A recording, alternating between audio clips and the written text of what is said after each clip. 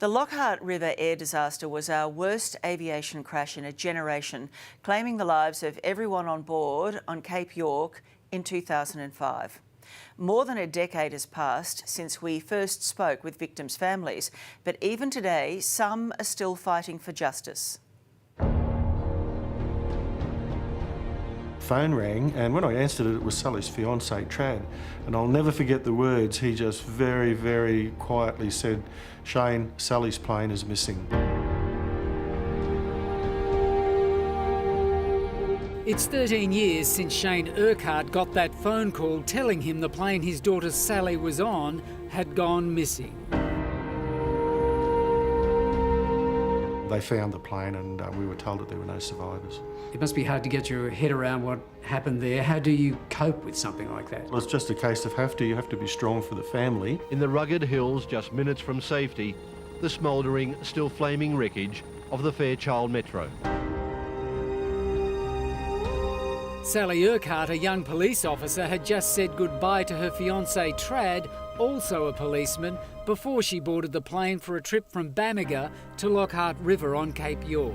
Just before she was about to board the plane, I gave her a hug, I kissed her, and I told her I loved her.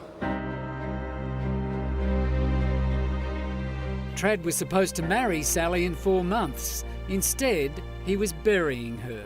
I turned to see my Sally for the last time. She was waving and smiling at me. And I can't ask for a better last image of Sally. You must miss Sally terribly. We do miss her terribly. People talk about closure, and I'm saying that on purpose because there's no such thing as closure.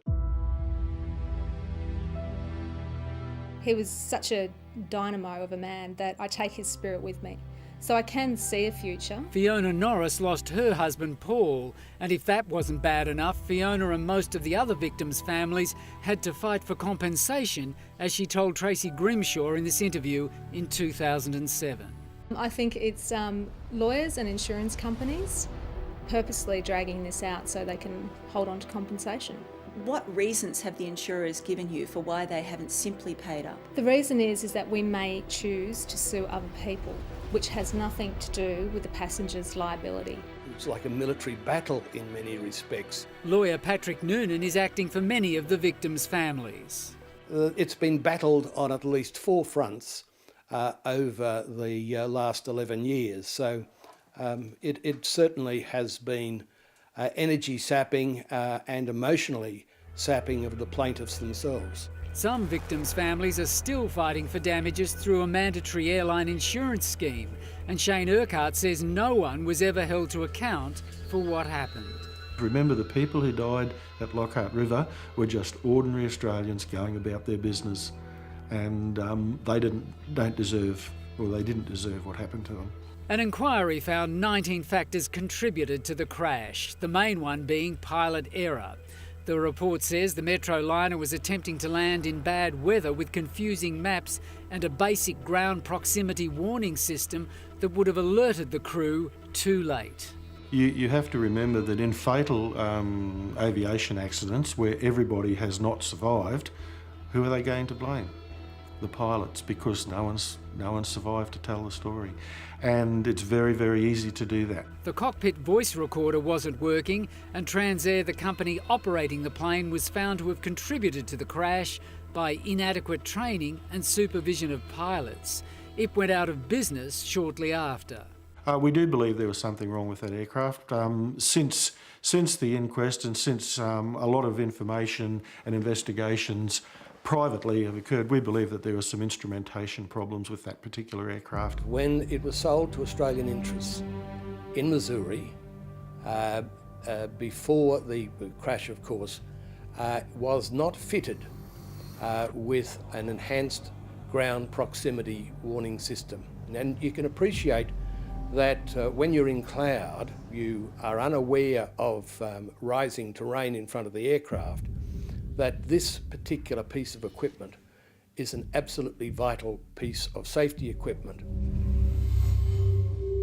So the victims' families are taking action against the plane's owners in the United States, which is where the plane was bought.